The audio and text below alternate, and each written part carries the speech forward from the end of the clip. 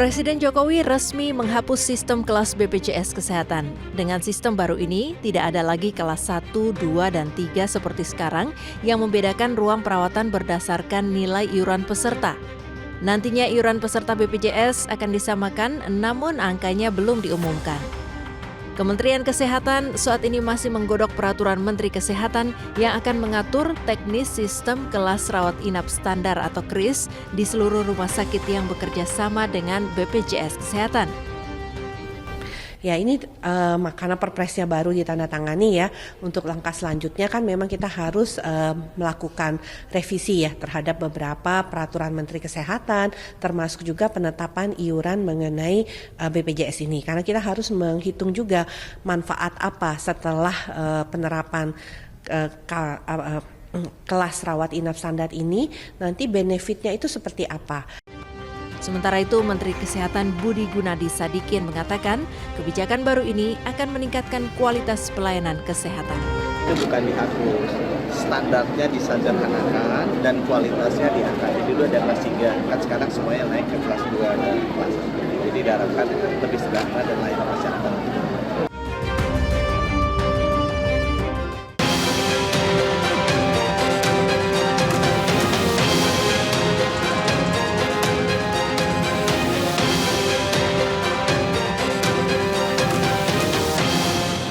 Ya, dan pemirsa, untuk membahas terkait dengan penerapan KRIS sudah hadir bersama kami Bapak Ali Gufron Mukti selaku Direktur Utama BPJS Kesehatan. Apa kabar, Prof?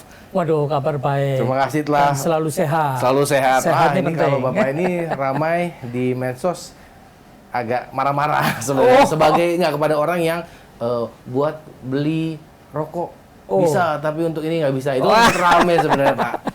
Tapi Prof, kalau kita ingin membahas terkait dengan KRIS yang memang akan efektif di tahun 2025, saya pengen tahu sebenarnya apa sih yang menjadi penyebab kelas-kelas itu dijadikan kelas tunggal sebenarnya seperti itu.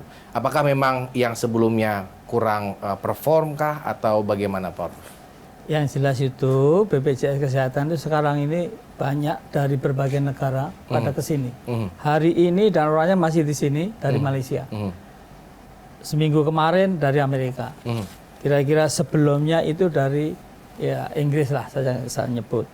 Dan terus kami diundang baru di Korea Selatan. Artinya mulai dari biasanya defisit jadi positif, tingkat kepuasan masyarakat meningkat, kemudian kepercayaan juga meningkat. Para dokter juga lebih puas meskipun belum terlalu puas ya. Tetapi rumah sakit juga demikian. Tetapi sekali lagi bahwa sudah on the right track ya. Kemudian inti cerita itu sudah semakin bagus gitu. Tahun lalu karena trusted kepercayaan lah dari masyarakat meningkat, kami nambahi 45 triliun untuk bayar tambahan saja ke rumah sakit dan fasilitas pelayanan kesehatan lainnya. Begitu. Wow, berarti memang sebenarnya sudah on the right track. Betul sekali. BPJS Kesehatan ini ya. Betul sekali. Tetapi bukan sempurna ya. Iya, betul. Masih banyak PR-PR, hal-hal gitu. Gitu. Apa PR-nya, Pak? PR-nya antara lain itu persepsi dan juga pengertian yang masih berbeda-beda gitu. Ini persepsi yang berbeda di masyarakat atau di mana nih, Pak? Ya di mana-mana begitu. Oke. Di mana-mana gitu. Kenapa? Contoh tadi bahwa kenapa dulu KRIS ya itu sebetulnya di undang-undang SJSN itu undang-undang nomor 40 tahun 2004 tentang SJSN. Di sebuah pasal disebutkan bahwa jika peserta menginginkan ya satu rawat inap bisa ke kelas rawat inap standar. Di penjelasan disebut sudah jelas, maka saya tambahi sudah jelas bahwa tidak jelas gitu. Itu Mas Marba, karena kalau sudah jelas nggak ada diskusi. Sampai sekarang pun diskusi itu ada, karena apa? Karena tidak jelas gitu. Nah, setelah itu waktu BPJS defisit ada di Perpres 64 tahun 2020. Salah satu pasalnya kalau nggak salah pasal 54A ya. Itu disebutkan bahwa dalam rangka keberlangsungan pendanaan jaminan kesehatan, maka Menteri beserta ya yang lain-lain akan menetapkan KDK, yaitu kebutuhan dasar kesehatan dan KRIS gitu. Waktu itu untuk keberlangsungan pendanaan. Nah sekarang pendanaannya sudah berlangsung. Maka sekarang ini lalu digeser, yaitu untuk meningkatkan mutu layanan. Oke, berarti bergeser. Iya, geser tujuannya bukan keberlangsungan pendanaan, tetapi untuk peningkatan mutu layanan gitu. Oke, berarti sekarang adalah targetnya meningkatkan mutu layanan seperti itu ya, Pak? Biasanya contoh nih, kelas 3 itu katakanlah 7 bed, 10 bed dalam satu ruangan. Iya. Nah, di dalam KRIS ini ada 12 kriteria. Iya. Ya, kalau bisa itu 4 4 bed. Gitu.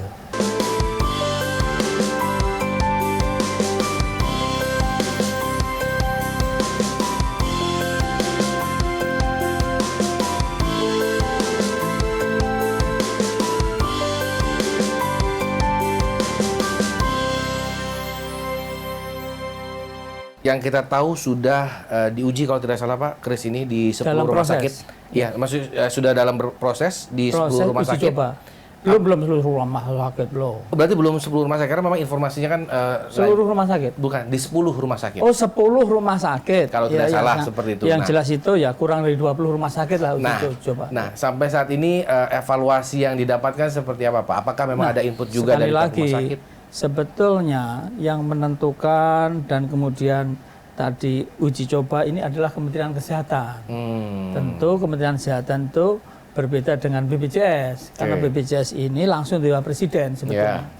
Cuma kita ya itu kita bersyukur hari ini BPJS dengan Kementerian Kesehatan itu hubungannya sangat bagus. Ya. Kita ada rapat rutin bahkan ke beberapa tempat. Bahkan hari pertama kami dilantik langsung rapat di Kemenkes dengan Pak Menkes dan seluruh eselon 1 dan lain sebagainya. Oke. Jadi Pak, KRIS ini apakah sebenarnya akan menghapus kelas 1, 2, 3? Tidak Atau ada seperti satu apa, Pak? ayat, satu pasal pun yang mengatakan akan menghapus, nggak ada. Oke. Di dalam Perpres 59 tahun 2024 Aha. yang dikeluarkan tanggal 8 Mei 2024, belum lama. Aha. Nggak ada satu pasal pun. Tolong carikan, kalau ada saya kepengen ngasih hadiah Mas Perba. Berarti nanti disederhanakan Pak atau seperti apa Ya, bahasanya? bahasanya Pak Menkes itu disederhanakan, begitu. Oke, dijadikan iuran tunggal kah? Atau Saya sampaikan saja, seperti apa? kalau gini, namanya sistem asuransi kesehatan sosial itu basisnya adalah gotong royong. Ya. Artinya orang yang kaya tentu membayar dari sisi nominal ya, dari sisi persentase sekarang ini sama ya. Orang golongan 3, golongan 4 di PNS atau ASN, TNI Polri, di company ya. Seperti katakanlah Indonews segala macam gitu. Itu pekerja bayar 1%. Pemberi kerja membayar 4%. Nah, tentu harapannya yang gajinya lebih besar ya karena 1% dari lebih besar kan lebih besar, gitu. Meskipun sebetulnya dibatasi maksimum 1% kali 12 juta gitu, gitu. Jadi itu yang lebih banyak daripada yang disebut dengan kelompok atau peserta yang kita sebutnya peserta dari pekerja bukan penerima upah. Atau kata lain informal sektor informal gitu. Nah, sektor informal ini atau bukan pekerja, BP kita istilahnya bisa milih ya kelas 1, kelas 2, kelas 3. Kelas 1 itu bayarnya 150.000, kelas 2 100.000, kelas 3 sebetulnya 42.000 tapi disubsidi 7.000 jadi 35.000. Nah, ini yang sering dibahas itu yang ini. Betul. Yang lain yang besar tidak gitu atau belum. Belum sebenarnya. Karena tidak tahu menyeluruhnya ya gitu. Nah, jadinya nanti akan seperti apa, Pak? Justru itu Perpres 59 ini banyak yang diatur. Bagus nih ya. Kenapa? Karena orang bisa milih vaskes. Oke. Iya, itu tapi nggak didiskusikan loh. Mas Purba juga nggak nanya itu. Yang di PHK ya toh. PHK itu katakanlah harusnya mendapat satu jaminan dari BPJS sampai 6 bulan. Iya, betul. Iya. Tapi harus ada buktinya bahwa dia di PHK. Ya, nah, betul, ini kayak gitu. Itu dibahas termasuk yang tidak puas kelas 1 umpamanya, dia pindah ke VIP. Boleh, diatur gitu. Tapi ini nggak dibahas ini. Yang dibahas terakhir ini kris ya gitu, tiba-tiba melompat gitu. Jadi sampai saat ini iuran tunggal ini informasinya apakah sudah Sekali ketemu, lagi Pak? saya sampaikan, kalau dasarnya itu istilahnya gotong royong, tadi kayak persentase tadi, gotong royong itu yang kaya bayar lebih banyak tentunya daripada yang Betul. nggak punya duit, yang miskin. Kalau perlu yang miskin ini nggak usah bayar, gitu, Yeah. dibayari oleh pemerintah, yaitu PBI, penerima bantuan iuran. Tapi kalau peserta bukan penerima upah, yang kadang-kadang dapat duit, kadang-kadang nggak dapat duit, itu kemudian sama, yang kaya sama yang miskin sama. Pertanyaan saya, sistem gotong royongnya di mana? Di mana? Masa sama? Nah, orang kaya, mohon maaf loh, umpamanya bayar 60.000 atau 70.000, ringan. Iya. Tapi bagi yang kalau miskin sekali udah dijamin PBI ya, yang istilahnya near poor, agak miskin. Iya. Bayar 65.000, 70.000 untuk satu orang, berat. Betul. Meskipun merokok lebih, tapi ini juga berat gitu. Iya, betul. Nah, terus ngakalinya gimana? Nah, kali apa? Ngakalin itu, Pak, terkait dengan Nggak usah akal-akalan lah, ya, yang maksudnya biasa. mencari jalan keluarnya Ya, dalam exit strategi BPJS itu selalu kami upayakan, kita punya tim namanya aktuaris. Mhm. Berbagai macam senario, ini kalau begini, kalau gini, begini, kalau ini kami sudah siap. Mhm. Nah tentu, tapi kan kami bukan memutuskan. Ya. Yang memutuskan adalah pemerintah, dalam ini Kementerian Kesehatan. Kami koordinasi dengan Kementerian Kesehatan, dengan DJSN, Kementerian Keuangan, dan lain sebagainya. Oke. Terkait dengan tadi Bapak bilang bahwa ada memang masyarakat yang kita memang sebenarnya lebih seksi kalau memang membahasnya yang 35.000 lah misalkan Iya, ya. iya, Memang oke. yang banyak mengeluh seperti itu ya, Iya, Prof. iya. Apakah kalau kita tahu 35.000 saja sudah banyak yang mengeluh misalkan.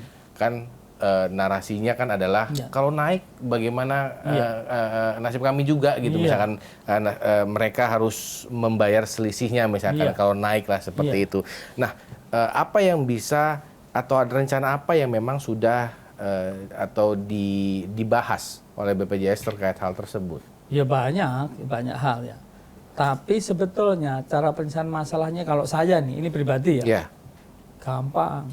Jadi Indonesia ini penduduknya kita bagi dua saja, yaitu masyarakat miskin dan informal. Mhm.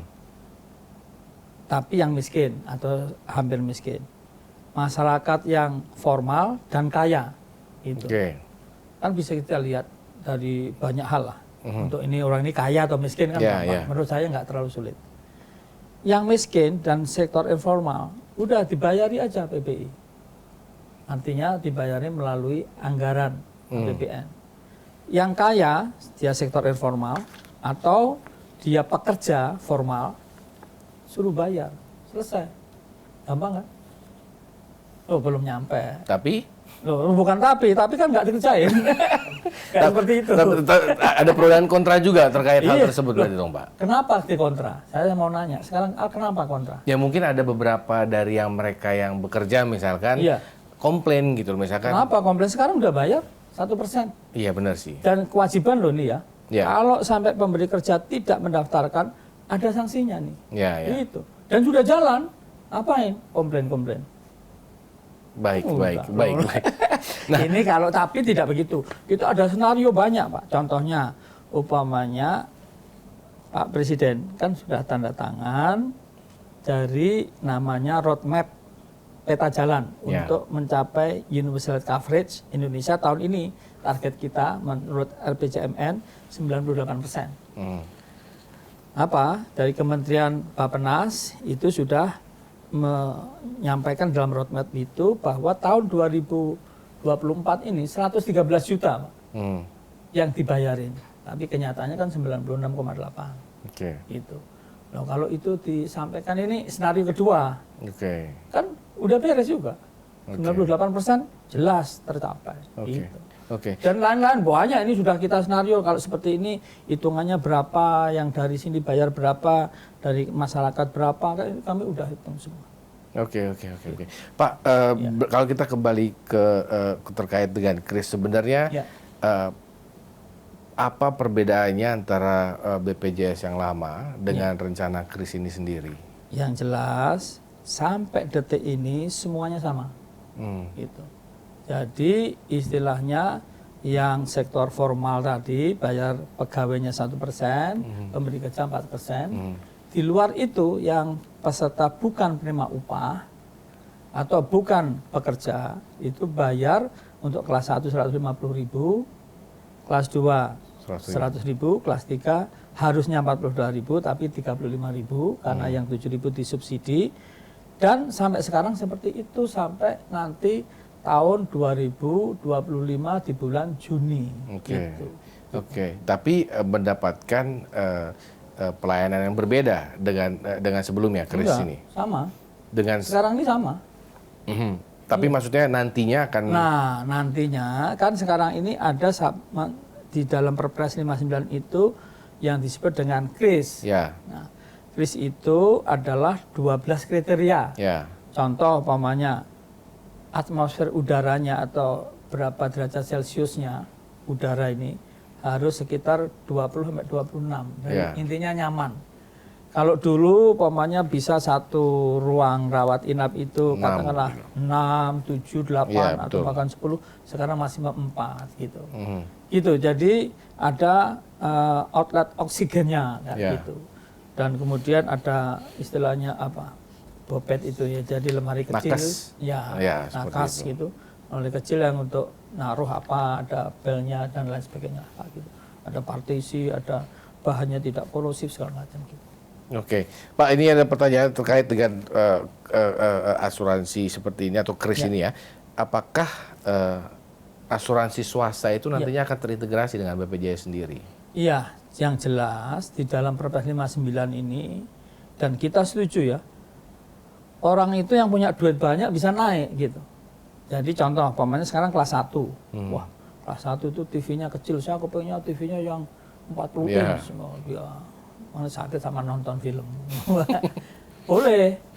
Nah, kan ada tambahan tuh. Karena dia naik dari kelas 1 ke VVIP atau VIP.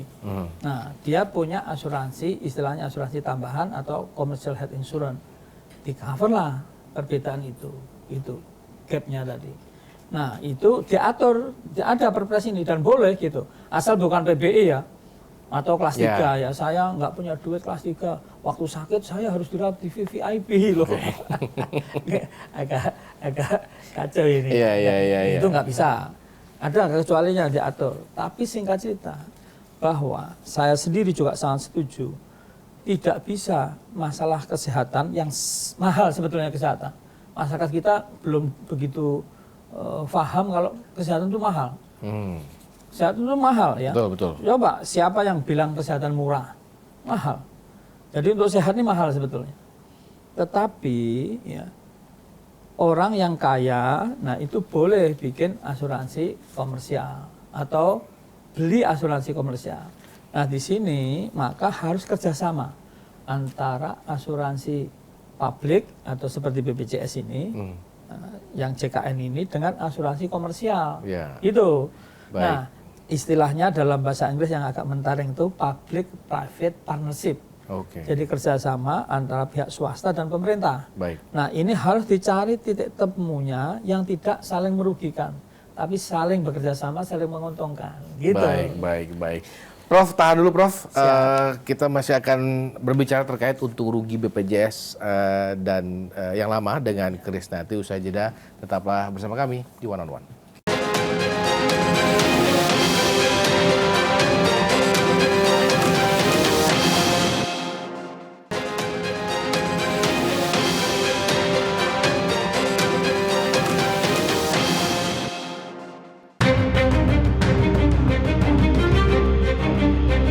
Presiden Joko Widodo resmi menghapus kelas 1, 2, dan 3 pada pelayanan rawat inap BPJS Kesehatan.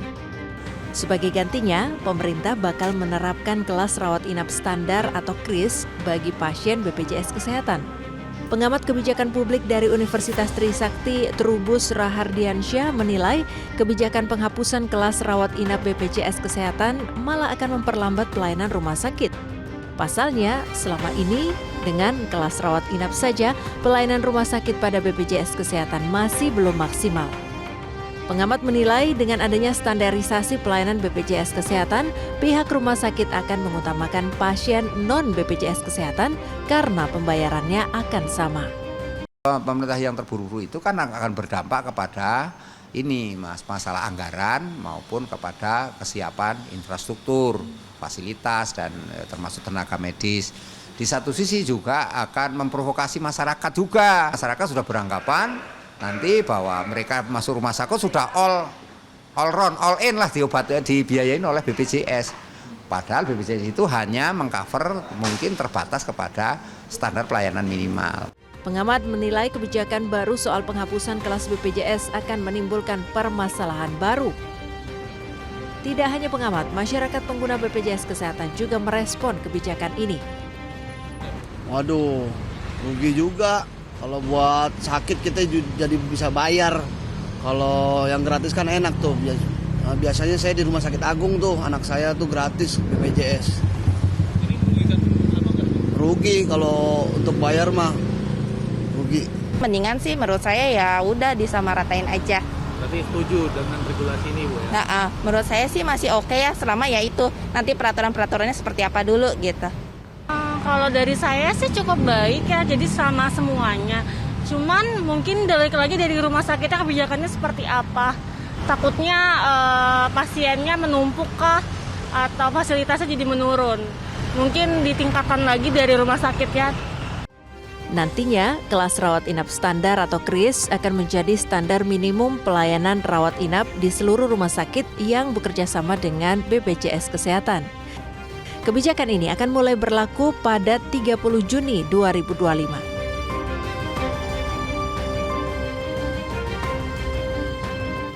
Terima kasih Anda masih bersama kami di One on One dan masih bersama kami di Rut BPJS Kesehatan Bapak Profesor Ali Gufron Mukti. Prof, ini terkait dengan nantinya KRIS akan diberlakukan di tahun 2025. Apakah ada kekhawatiran atau mungkin kekhawatiran akan ada perubahan mungkin menurun mungkin kualitasnya? Apakah ada hal tersebut dialami, Prof? Karena takutnya misalkan karena memang demand-nya itu kan berarti kan ada perubahan iuran misalkan seperti itu. Jadi kan apalagi kalau kita ngomong yang di bawah, kalau memang dia harus menyesuaikan juga, takutnya akan ada perubahan di rumah sakit. Meskipun memang sudah ada syarat 12 kriteria itu, tapi apakah penerapannya akan sesuai dengan keinginan dari pihak BPJS ataupun dari pihak Kemenkes sendiri misalkan? Iya, kalau BPJS keinginannya itu mutunya lebih bagus, lalu aksesnya juga lebih bagus, jangan sampai aksesnya turun jadi sulit segala macam. Iya. Kenapa? Karena BPJS itu melakukan transformasi mutu ya akhir-akhir ini. Teori mutu itu ada Donabedian, ada Edward Deming, ada macam-macam. Iya. Tapi di BPJS itu disederhanakan, jadi yang kompleks sederhana. Apa? Ukurannya 3 aja. Kalau transformasi itu lebih mudah. Kenapa mudah? Ya pakai KTP aja bisa. Kartu BPJS-nya hilang, KTP saja mudah. KTP-nya hilang, ya nomor NIK-nya apa gitu. Oh gampang gitu. Cepat, ya cepat apa? Dulu antri 6 jam, ya kami diprotes banyak masyarakat. Gara-gara kami peserta BPJS harus nunggu 6 jam. Ya, saya sampaikan itu kan, dilantik aja belum ada protes, tunggu dulu. Sekarang kita bikin namanya queuing system online atau antrian online dari kamar tidur bisa antri. Rata-rata itu kita capture 2,5 jam. Sekarang antrinya. Nah nanti kalau kurang dikit berapa dari rumah ke tempat fasilitas pelayanan kesehatan atau ke kantor BPJS tinggal datang gitu. Itu. Jadi lebih cepat, setara. Setara itu apa? Tidak dibeda-bedain.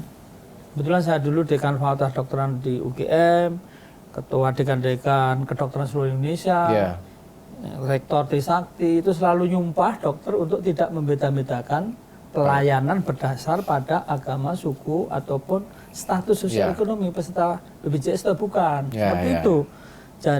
Jadi setara itu artinya non-diskriminatif. Tidak dibatasi 3 hari. Wah ini peserta BPJS 3 hari. Peserta BPJS itu kosong tempatnya. Itu dulu ada, sekarang masih ada juga, tapi tidak sebanyak dulu. Nah, tapi kan Iya. bahwa memang Prof juga mengamini bahwa sekarang masih ada, tapi Masih mungkin ada. tidak sebaik dulu. Nah, siapa yang berhak menegur? Ya, satu, kami bukan atasannya rumah sakit. Iya. Dan itu oknum loh ya, bukan jangan Iya, dijelaskan. jangan, iya. Ya, ada gitu. Kami membuat namanya komitmen mutu pelayanan kepada rumah sakit. Sebelum kerjasama, dulu ogah-ogahan kerjasama BPJS, sekarang pada kepingin kerjasama, hampir semua sudah kerjasama, tinggal sedikit. Itu kami sampaikan, rumah sakit atau klinik harus ada komitmen mutu. Satu, umpamanya, menerima hanya dengan KTP, tidak meminta fotokopi. Ya, buat apa sih fotokopi? Kayak gitu. Terus, ya tidak, ya kalau bisa tidak minta uang tambahan, Ya. ya gitu. Dan lain sebagainya lah, itu harus ada mutu. Maka kalau ada yang bermasalah, lalu masyarakat bisa mengirim kesan, namanya ada tuh kesan.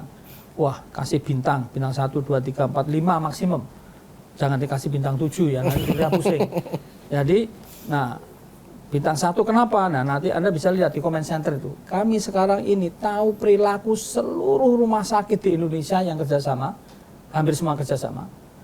Seluruh klinik yang kerjasama sudah 23.000 lebih klinik, bahkan masing-masing dokter di rumah sakit si A sehari ini operasi berapa kami tahu. Oke. Nah ini yang banyak belum tahu. Gitu, karena masyarakat banyak belum tahu, akhirnya ya dana operasional kami terbatas, kami bikinkan lagu belum tahu. Nanti dicek di Google ataupun di YouTube ya. Belum tahu karena masih banyak yang belum tahu. Kebetulan rektor dari UGM menyanyikan itu. Gitu. Tapi, tapi kan kita tahu bahwa kalau berada di pusat mungkin bisa diawasi mungkin. Ya. Bagaimana penerapan di daerah ini loh Pak? Bagaimana di daerah ini bisa di samping bahwa memang mereka pun sumber dayanya susah, baik sumber daya bangunannya lah atau mungkin SDM-nya lah mungkin yang memang masih kurang gitu loh. Bagaimana BPJS sendiri memastikan bahwa mutu itu dan kualitasnya tersampaikan ke daerah-daerah? Ini maksudnya sekarang BPJS nih ya? Iya dong.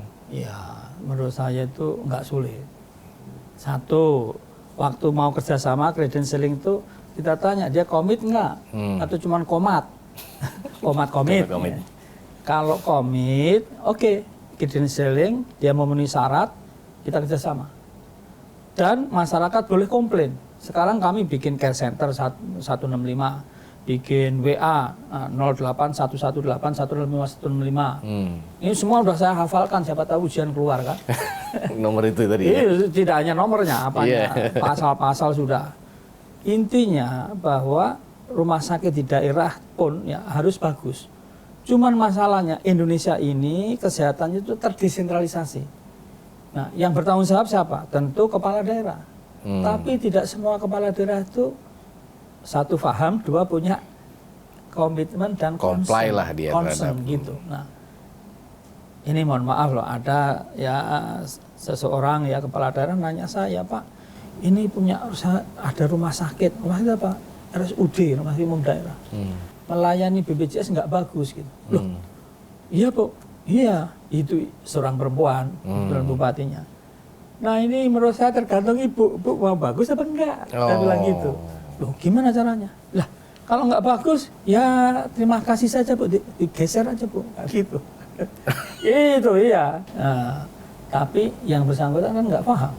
Oke. Gitu. Jadi intinya menurut saya, tinggal kita kerjasama dengan pemilik rumah sakit. Pemilik rumah sakit itu nggak banyak, menurut saya hanya 3 aja. TNI Polri sama rumah sakit pemerintah, rumah sakit swasta itu ada yang profit ada yang not for profit. Itu rumah sakit daerah pemerintah ada pemerintah. Cuma 3 dekati mereka kerjasama semua beres. Oke. Gampang kan? Tapi saat ini sudah dilakukan hal tersebut Pak. Loh, sekarang pemilik ya ataupun rumah sakit kan bukan bawah BPJS. Iya. Kan ada yang bawahi. Oke. Baik, Prof. Prof ini Di rumah sakit pemerintah paling sedikit 60%, di swasta 40%. Ya itu PP nomor 47 Ya. tahun 2021. Betul. Belum terlalu lama. Ya. Apakah akan ada perubahan atau mungkin dengan penerapan nanti? Nah itu Kris? masih berdebat sekali Oke. lagi. Berdebatnya maksudnya 40-60% itu apa? Kris untuk orang yang miskin, PBI, atau kris untuk seluruh peserta BPJS, gitu. Diskusinya di sana. Nah, kalau untuk seluruh bisa bayangkan enggak?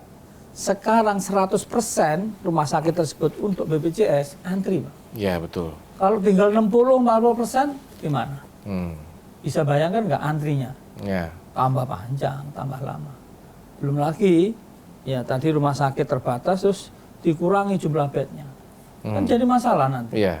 Jadi jangan sampai kita ngatasi masalah dengan Menambah masalah baru. Iya, itu kalah sama Pegadaian. Mengatasi masalah tanpa masalah. Apakah sudah dibahas hal ini dengan badan-badan terkait atau instansi terkait atau mungkin dengan presiden misalkan? Ya, kan ada presiden elect atau terpilih, ada current presiden kan gitu. Ya, tentu. Nah, ini nanti kan pemerintah dalam hal ini Kementerian Kesehatan. Ya. Jadi nanti harus ada peraturan menterinya, ada hasil evaluasinya, dievaluasi. Akhirnya dari evaluasi itu akan ditetapkan semacam satu tarikan napas, paket manfaatnya seperti apa, tarifnya seperti apa, berapa, iurannya berapa. Gitu. Oke. Yang saat ini berlangsung apakah sekarang tetap sama ya, yang berlangsung saat ini sama. Dan problemnya itu ada. Maksudnya problem bahwa misalkan mungkin karena memang belum dikurangin ya jumlah kamarnya kan kasurnya harus 4. Sekarang mungkin masih 6 lah masih ini. Nah, apakah hal tersebut dengan penyesuaian yang sudah dilakukan di rumah sakit yang sudah diuji coba, apakah masalah tersebut terjadi? Yang jelas satu, BPJS tidak melakukan uji coba. Oke. Yang kedua, ya tentu kalau ini tanya masalah di rumah sakit, tanya rumah sakit itu lebih pas. Yang ketiga, ya tentu bahwa nantinya seperti apa kan baru nanti. Betul. Nah sekarang sedang istilahnya dievaluasi. Artinya apa? Kita tunggu tanggal mainnya setelah evaluasi. Evaluasinya belum ada ininya ya Pak? Hilalnya belum ada ya? Belum. Nah, rumah sakit sendiri Pak, kesiapan mereka dengan Kris sendiri menurut pandangan Prof sendiri seperti apa? Menurut saya nih ya, lebih bagus dievaluasi itu komprehensif. Bagaimana dari sisi rumah sakit, bagaimana dari sisi masyarakat sebagai pemangku kepentingan utama, kemudian bagaimana dari sisi sustainabilitas dana dari BPJS, kemudian terus bagaimana dari rumah sakit itu sendiri dan dari berbagai hal lah. Itu dipotret, dilihat, dievaluasi, tidak hanya dari satu sisi. Gitu. Jadi dari situlah kemudian nanti bisa dibahas, disimpulkan, bikin namanya decision atau keputusan based on evidence. Gitu. Artinya evidence based policy maker. Baik. Prof, tahan dulu Prof. Kita masih akan kembali karena memang belum lama ini salah satu rocker Indonesia sempat komplain di sosmed. Memang langsung direspon sama BPJS ya. Tapi kita akan membahasnya usai jeda. Tetaplah bersama kami di One on One.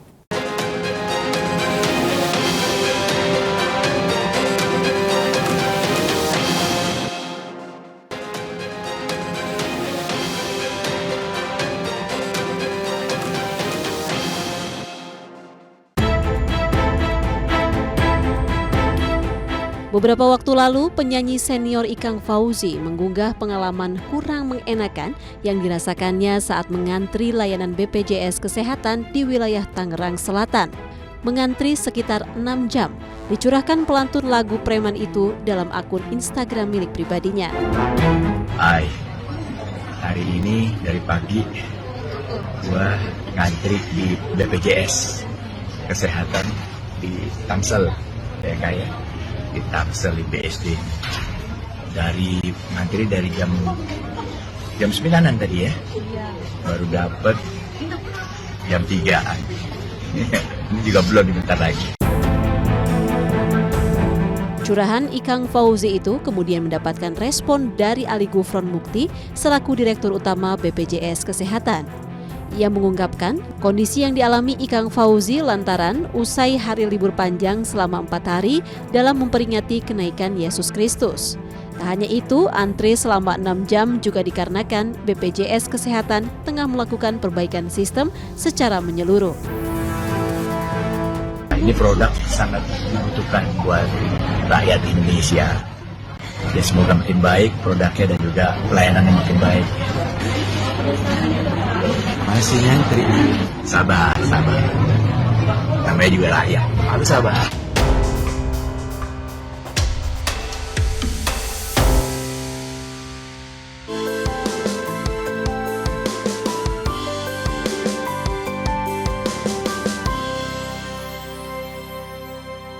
Terima kasih Anda masih bersama kami di One on One dan masih bersama kami di Rut BPJS Kesehatan, Prof. Ali Gufron Mukti. Prof, Siap. ini kemarin memang ramai. Waduh. Terkait dengan rocker Indonesia Ikang Fauzi yang sempat ramai itu. Nah, terkait dengan keluhannya dia mengenai pelayanan yang cukup lama di dia kebetulan di BPJS ya, di kantor ya kan, bukan di rumah sakit seperti itu. Tapi itu nanti akan pertanyaan selanjutnya. Nah, terkait dengan Ikang Fauzi sendiri, respon Bapak seperti apa waktu itu? Waktu itu saya dengar, saya telusur. Ini benar apa enggak dan di mana kejadiannya segala macam. Teman-teman kami sampaikan, ya tentu yang pertama kami minta maaf. Ya.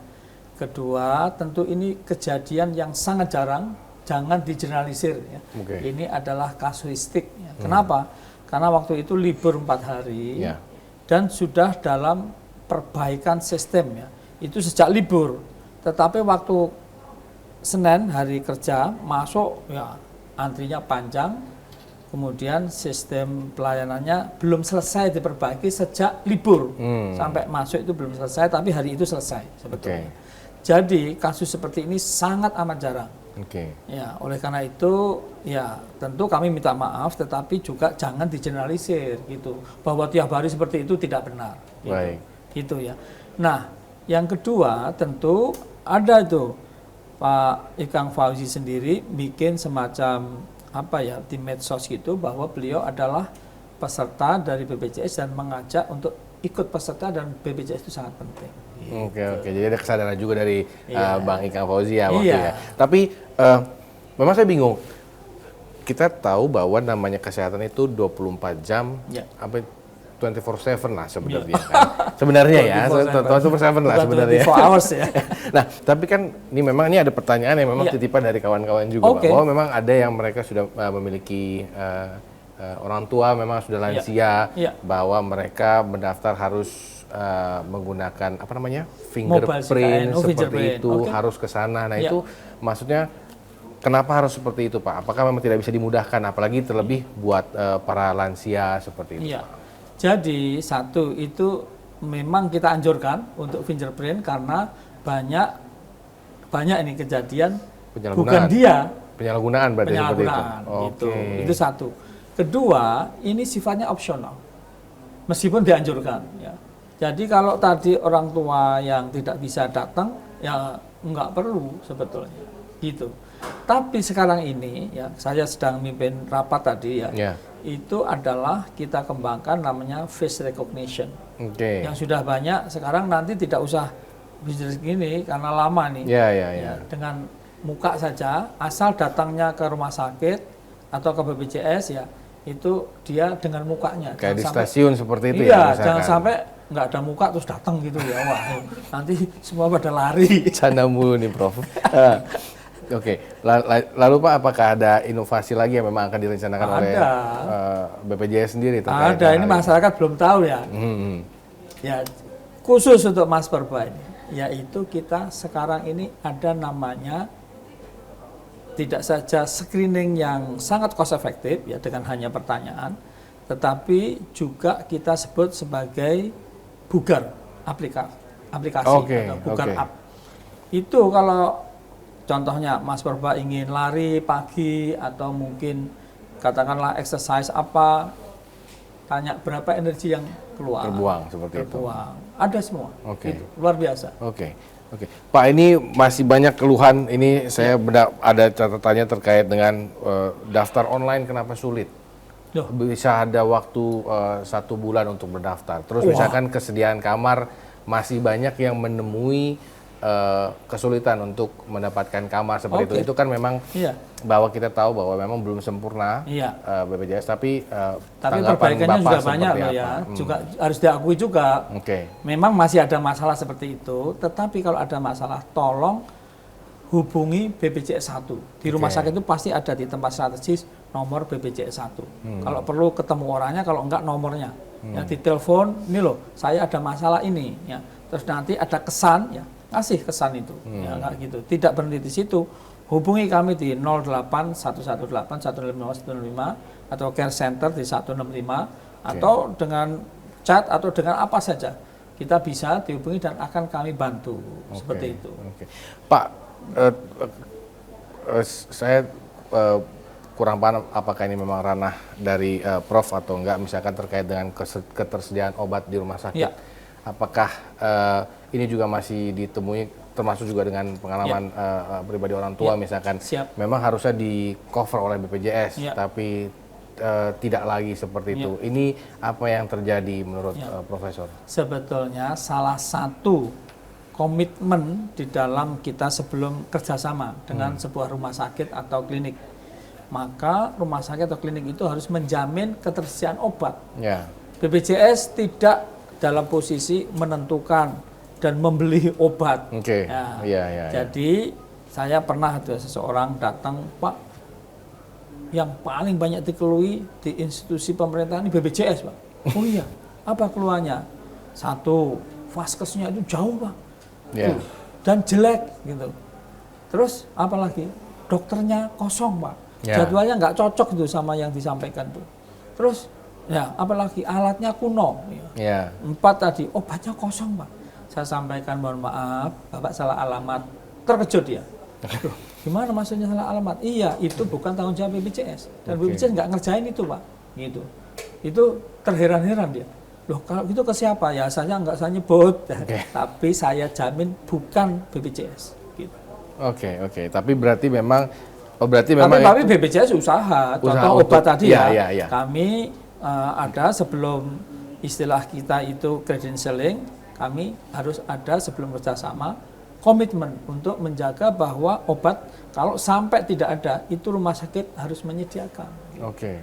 Gitu. Jadi boleh komplain sebetulnya. Kalau memang tiba-tiba tidak bisa atau komplain itu terjadi, siapa yang harus memberi sanksi? Laporkan ke kami BPJS lewat berbagai hal tadi yang sudah saya sampaikan. Kami akan berhubungan dengan rumah sakit atau klinik. Kalau rumah sakit tadi baru sekali, kami peringatkan. 2 kali, 3 kali, ya berkali-kali kita putus. Baik. Kalau sekarang itu diputus agak berat, Pak, untuk survival rate-nya. Putus setahun, waduh, dia harus membayari dokter, karyawan, segala macam. Ini agak berat untuk pihak rumah sakit seperti itu ya? Iya. Baik. Jadi ya menurut saya nggak berat asal tadi ya dijaga dong, jangan sampai obat kosong. Baik. Asal mereka juga comply terhadap MOU yang sudah bahkan kami disetujui. berikan uang muka berbasis apa? Comply. Comply-nya makin tinggi, uang muka yang didapat makin besar. Begitu sistem yang dilakukan di BPJS. Belum pernah terjadi dalam sejarah. Itu. Dulu malah defisit, kita bingung. Nah itu, ini yang saya pengen tanya nih memang. Bapak mengatakan bahwa memang dulu defisit, sekarang sudah tidak lagi seperti itu. Memang sempat ramai kan waktu itu terkait dengan defisit. Nah, apa yang membuat akhirnya tidak defisit, Pak? Tapi begini, tidak ada sistem jaminan di banyak negara dan seluruh dunia yang sekali ditetapkan habis itu tidak berubah dan tidak akan defisit. Suatu ketika pasti kan terjadi inflasi, terjadi utilisasi yang meningkat segala macam. Jadi harus disesuaikan gitu. Nah di Indonesia itu aturannya penyesuaian itu setiap 2 tahun gitu. Tapi sekarang kan sudah 4 tahun ini. Sejak 2020 dan 2024 jangan disesuaikan gitu karena masih rame-rame pemilu. Gitu. Nah, jadi kenapa dari defisit menjadi tidak defisit? Nah, itu sering ditanyakan. Jawabannya itu ada 4. Satu, memang waktu tahun 2019 ya, itu ada penyesuaian iuran. Rame di DPR rame gitu ya. Itu pertama. Jadi itu sangat mempengaruhi. Yang kedua, ada COVID. Iya betul. Karena ada COVID itu orang kalau tidak sakit beneran mau ke rumah sakit pada takut, takut ketularan, gitu ya, takut terinfeksi. Dan waktu itu kan semacam bencana. Jadi karena bencana itu tentu yang membiayai bukan BPJS, gitu. Tetapi sekarang BPJS karena sudah endemi. Nah, tentu harus dibedakan apa itu pandemi, apa itu epidemi, apa itu endemi. Saya nggak usah jelasin di sini. Yang ketiga, ya, kami itu bekerja lebih keras lagi. Nanti dilihat ya komen-komen dari berbagai negara ya, di luar sinilah. Itu bahwa biasanya karyawan BPJS yang disebut dengan duta BPJS itu FTA itu full time equivalent, kita hitung tiap hari bebannya berapa, kerjanya berapa kayak gitu. Itu 1,2 awal kami masuk. Waktu di pertengahan kami genjot harus kerja keras lagi 1,5. Sekarang 1,8 ya sebelum mau rekrutmen gitu. 1,8 artinya satu orang BPJS itu kerjanya hampir seperti 2 orang. Itu wow, kerja keras ya. Yang berikutnya adalah keempat, bahwa kita mengembangkan sistem anti fraud termasuk pertanyaan fingerprint. Kenapa harus begitu? Nah, kita efisiensikan hal-hal yang sifatnya ya tidak efisien, kita efisiensikan, termasuk face recognition, termasuk kita kerjasama dengan namanya European Union anti fraud and anti corruption. Itu bagaimana caranya mendeteksi, caranya memprevensi, deteksi, lalu kita mengatasi masalah. Gitu. Pak, ini kalau soal defisit tadi memang ada ya kawan-kawan dari BPJS Watch memang mengatakan terkait dengan penerapannya kris ke depan akan ada masalah, jangan sampai defisit yang pernah terjadi itu berulang. Terjadi karena perubahan, misalkan perubahan jumlah iuran lah seperti itu. Apakah itu memang sudah menjadi concern dari kawan-kawan sendiri atau profesor sendiri? Iya, tentu. Bagaimana tadi saya sampaikan, sustainabilitas program ini, karena ini program menurut saya sangat bagus. Coba kalau kita nilai program apa yang sekarang ada di Indonesia mengenai gotong royong, nilai-nilai Pancasila bisa dirasakan ratusan juta orang secara bersamaan dan jalan selain program CKN. Jadi oleh karena itu jangan berhenti dan jangan merubah sesuatu yang tidak jelas perubahannya itu. Jadi kita harus hati-hati betul, ini salah satu kekayaan nilai gotong royong yang berjalan dan sudah baik gitu dan semakin baik, sehingga kalaupun ada perbaikan itu perbaikan yang perlu, jangan perubahan yang tidak perlu menimbulkan satu kegelisahan segala macam, menurut saya tidak begitu perlu. Baik. Terakhir Pak, saya harus nanya sebenarnya jadinya kris ini nanti apakah ada perubahan angka iurannya atau seperti apa menurut Profesor sendiri? Nah, itu semua kan sekali lagi tergantung kepada evaluasi. Dan yang melakukan evaluasi bukan BPJS. Tapi BPJS tentu mengawal lah seperti itu. Baik. Terima kasih Prof telah bergabung bersama kami di One on One kali ini. Kita berharap memang kalau memang itu yang diperlukan oleh BPJS dan juga oleh pemerintah lebih tepatnya itu juga tidak akan membebani masyarakat, dan khususnya masyarakat juga harus aware untuk menjaga kesehatan karena memang seperti Prof bilang itu penting sekali tuh. Kesehatan tidak murah seperti itu. Betul Mas Samuel. Jadi orang bijak itu mengatakan gini, Mas Samuel Purba, health is not everything. But without health everything is nothing. Kesehatan bukan segala-galanya, tanpa kesehatan segala-galanya tiada artinya. Maka kita harus jaga kesehatan. Caranya gimana? 4 hal. 1, ya, perilakunya harus perilaku yang sehat. Olahraga, kurangi makan gula, makan garam, makan nasi kalau perlu dikurangi kayak gitu. Yang kedua, ya, hereditary. Jadi kalau cari istri, kalau orang Jawa nih bebet bobot bebet, itu diperhatikan. Jangan sampai ketemu di terminal mana nggak jelas gitu. Iya, karena kalau jelas habis itu tidak lanjuti nggak apa-apa. Yang ketiga ya, itu kita harus lingkungannya itu lingkungan yang sehat. Jangan sampai kita bertempat tinggal, milih di tempat yang tidak sehat, dekat entah asbes atau exposure terhadap apa namanya partikel-partikel yang nggak sehat atau apalah, atau lingkungannya itu satu kamar untuk 7 orang kayak gitu, nggak sehat ya gitu. Yang terakhir, sistem kesehatan. Ya, sistem kesehatan ini harus kita bikin dan BPJS sudah semakin bagus itu. Baik. Ya, nah tinggal yang lain-lain. Ya, nanti tunggu tanggal mainnya. Baik, terima kasih Prof. Saya Samuel Purba pamit undur diri, sampai bertemu di One on One berikutnya. Sampai jumpa.